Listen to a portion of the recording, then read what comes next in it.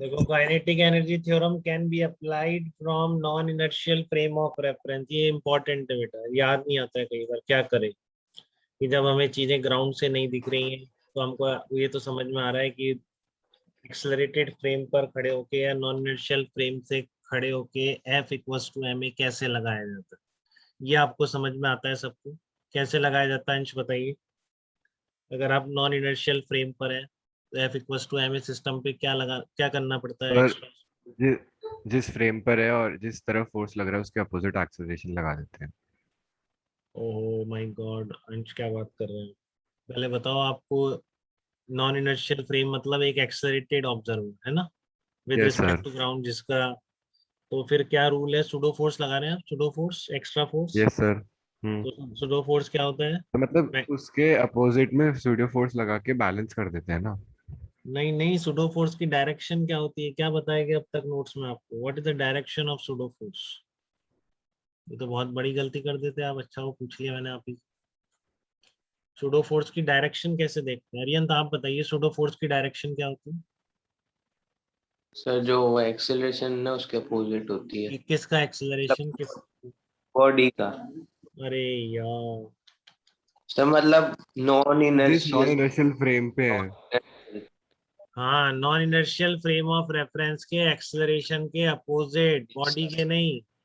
जो आपने सिस्टम लिया है उसके अपोजिट थोड़ी नहीं लगाया था। बताओ। यस हाँ जैसे सर, सर आप नॉन वही, इनर्शियल फ्रेम के तो वही। अपोजिट।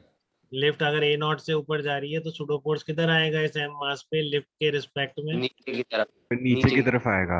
क्योंकि लिफ्ट का एक्सेलरेशन ए नॉट है, इसलिए बॉडी का नहीं, ऑब्जर्वर के एक्सेलरेशन के अपोजिट डायरेक्शन। ठीक है।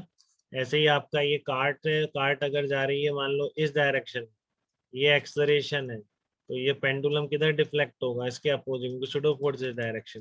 ठीक है। इस कार्ट के एक्सेलरेशन के अपोजिट डायरेक्शन में सुडो फोर्स की डायरेक्शन रहेगी। वो कार्ट हमारा क्या था? ऑब्जर्वर था।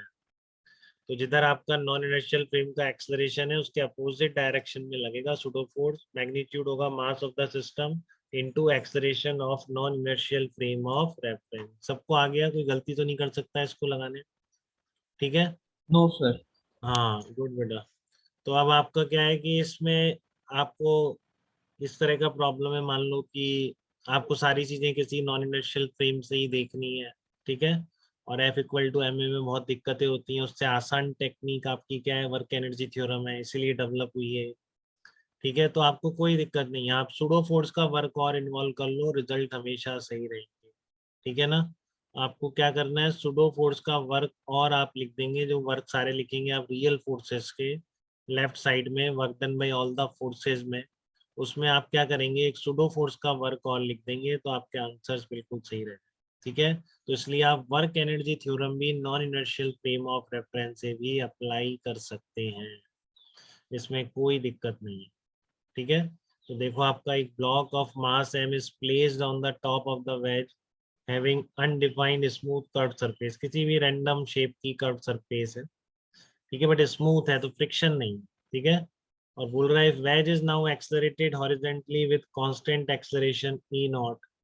ठीक है। Then find out the speed of the block with respect to the wedge, पूछिए आपसे। ठीक है।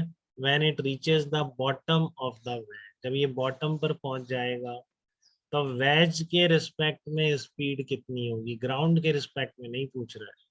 ठीक है। ग्राउंड के रिस्पेक्ट में नहीं पूछ रहा है, वेज के रिस्पेक्ट में पूछ रहा है।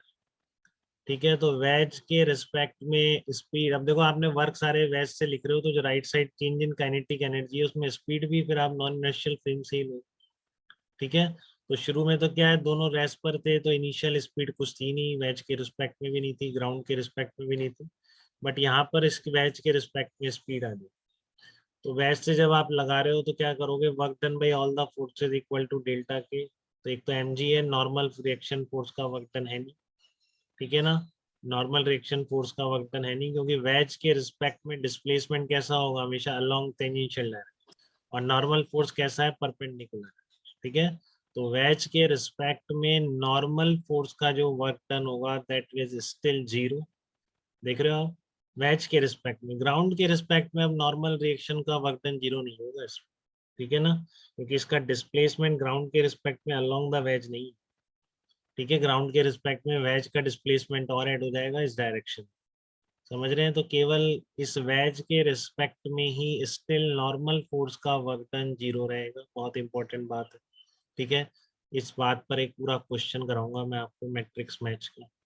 ठीक है, तो आपको और ज़्यादा क्लियरिटी आएगी कि अभी जो नॉर्मल का वर्क डन है केवल वेज के रिस्पेक्ट में 0, क्योंकि वेज के रिस्पेक्ट में देख रहे हैं वेज रुक गया, तो आपको पता है अलोंग द वेज होता है हमेशा डिस्प्लेसमेंट, ठीक है ना, with respect to the wedge, और नॉर्मल फोर्स परपेंडिकुलर है, तो जो डिस्प्लेसमेंट है with respect to the wedge and the normal reaction both are perpendicular to each other.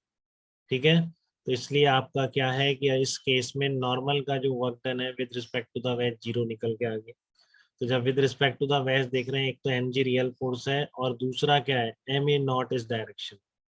ठीक है, तो आप ma नॉट का वर्क डन लिख सकते हैं कि ma नॉट का वर्क कितना होगा जो सुडो फोर्स आप लगाएंगे इस पे।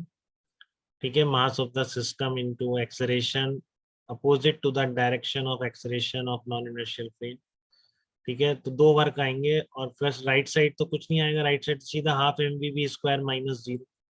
ठीक है, राइट साइड तो क्या है हाफ mvv स्क्वायर, अब वी क्या है इसके रिस्पेक्ट में, तो वही पूछा है, तो एक लाइन का प्रॉब्लम है बिल्कुल। अगर आपको ये पता है कि हम work energy theorem non inertial frame से भी निकाल लगा सकते हैं, ठीक है ना, नॉन इनर्शियल फ्रेम से भी लगा सकते हैं, अगर आपको ये पता है तो बिल्कुल कुछ नहीं है इस प्रॉब्लम में। आप क्या करेंगे, वर्क डन में all the forces equal to delta.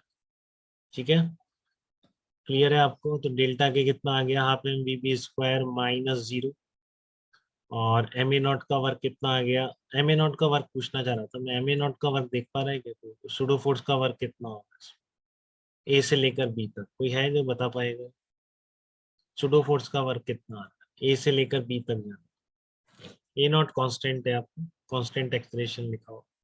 हाँ, हर्षवर्धन ने बताया, बाकी लोग नहीं बता सकते थे, बाकी को आइडिया नहीं, कांस्टेंट फोर्स का वर्क निकालना अभी तक नहीं सीखे क्या, बताइए। Sir ma0h।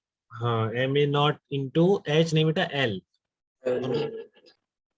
ma नॉट इधर लग रहा है ना, तो ma नॉट की डायरेक्शन में डिस्प्लेसमेंट ये है सीधा, इसका ये कंपोनेंट कितना है एल के बराबर, तो ma नॉट कांस्टेंट फोर्स है, उसकी डायरेक्शन में डिस्प्लेसमेंट का कंपोनेंट कितना है एल है, बताओ रूपाली, क्लियर है यस सर। आपको। हाँ, और mg का तो क्लियर है ही आपको, mg का कितना mgh है बताइए। Yes sir.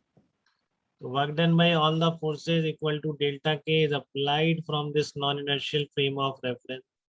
ठीक है, तो work done by all the forces equal to delta K, तो आपका mg का वर्क आ गया mgh।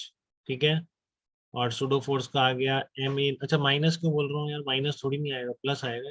रूपाली आप प्लस तो सही लगा रहे थे, मैंने गलत लगाया, सुडो फोर्स भी इधर है, आपका डिस्प्लेसमेंट भी इधर है, तो ma नॉट इंटू एल आ गया। ठीक है, equal to change in kinetic energy half m velocity of block with respect to wedge, ऐसे ही करेंगे, velocity of block with respect to wedge, तो कितना आ गया आपका under root twice of A not L plus G H R. ठीक है, तो यहाँ तक कोई भी दिक्कत बेटा किसी को भी तो बताइए, एकदम बात क्लियर है यहाँ तक।